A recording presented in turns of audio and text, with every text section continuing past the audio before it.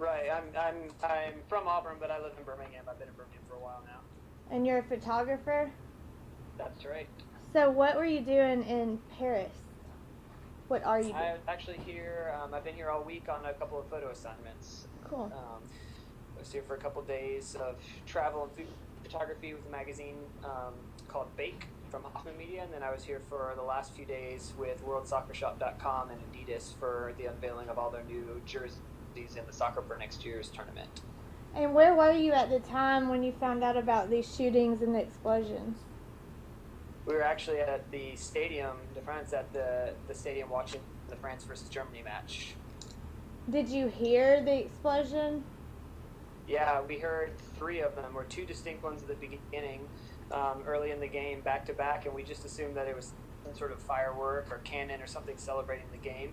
I actually turned to the guy next to me, who is a British guy who works with Adidas, and asked him, "Is this something they do all the time?" And he said, "I don't know, I guess so." And no one reacted because we had no idea what it was. But it turned, then later found out that it was the bombs going off right outside of the stadium. So describe the moment when you realized that it was a lot more serious than fireworks or a It sports was event. actually a long, long time later. I would assume, purposefully didn't let us know in the stadium because they didn't want people to panic. So I want to say it happened pretty early in the game, like within the first 20 minutes or so of the game. And they let the game continue all the way to the very end before actually announcing. So around the 80th minute of the game, I started getting texts from friends back in the States asking if I was okay, and wasn't sure what they were referring to. So I started kind of texting back and forth, trying to figure out what they were talking about. And that's when I started finding out that a bomb had gone off outside the stadium, and at the time, that's all we knew. So that was a little bit crazy. We started realizing, oh wait, that noise we heard earlier was actually a bomb. Um, and then after that, they once the game ended, they did make an announcement, let everyone know that there had been an attack outside, and actually had closed off sections of exit for the stadium. We were only allowed to exit through certain sections, and we were actually asked specifically by Adidas not to leave, so we just stayed in our seats as everyone tried to exit. So where are you now, and did you have to leave right there and go back to your room, or what are they telling you to do?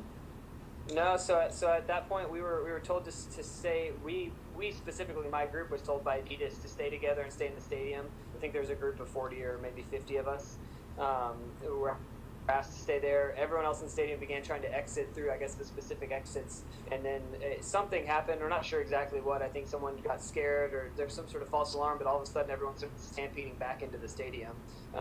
So as everyone was exiting, we started hearing yelling, and then turned, and there were just hundreds of people running back into the stadium. They stormed the field and completely covered the entire field. And then after that, the security kind of got it under control, and then we were told we needed to leave at a certain point. So I think we were probably there for another 45 minutes to an hour before we were asked to leave.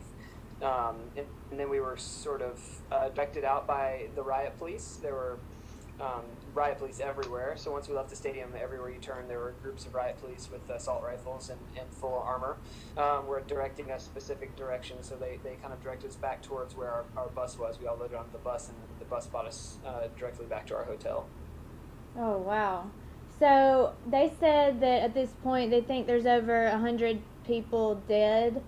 Do you feel like there's a sense of panic in Paris right now, or like shock, or what is the general feeling that you're getting? It's a little hard to tell because once we left the stadium, obviously it was panic and chaos sort of at the stadium as people learned what was going on, tried to exit, and then, like I said, there was some sort of a panic, and everyone came back in. And then when you leave and you're surrounded by riot cops with assault rifles everywhere, and sirens going off all the time, it's a little chaotic. It's a little bit unnerving, and everyone, I think, was in a state of just sort of definite state of confusion and a little bit of panic. Once we left and we're on the bus, we're taken back to the hotel. We've pretty much been isolated here, so I haven't been out on the streets. We haven't really been around anyone, so I've just been with a couple of friends from soccer.com from London in the room watching the news. So really, once we were brought back to the hotel, the only sort of interaction we've had is just by watching the news to see what's going on. The streets are quiet.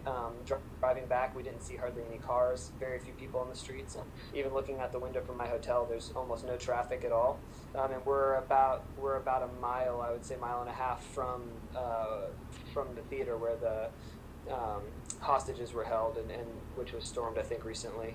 So we're pretty close where everything is going on, and it's very quiet. They've got the city pretty well shut down right now. Yeah, they've actually shut off the borders. So, Yeah. have you heard anything about travel? Like, when are you supposed to come back? What are you expecting? Yeah, my flight's back tomorrow at noon or a little after noon. I actually had my wife back in the States call the airline and check with them, and as of now, flights are still on, and that's my specific flight is still scheduled. They did warn us to expect longer time for security at the for high security, heightened security at the airport. So we're gonna head over pretty early and just see what happens. I know they've closed the borders, but I think that they're keeping, from what I understand, they're keeping the air travel open at the moment. So that could all change by the morning. Well, that is good. I hope that you get home safe. Thank you.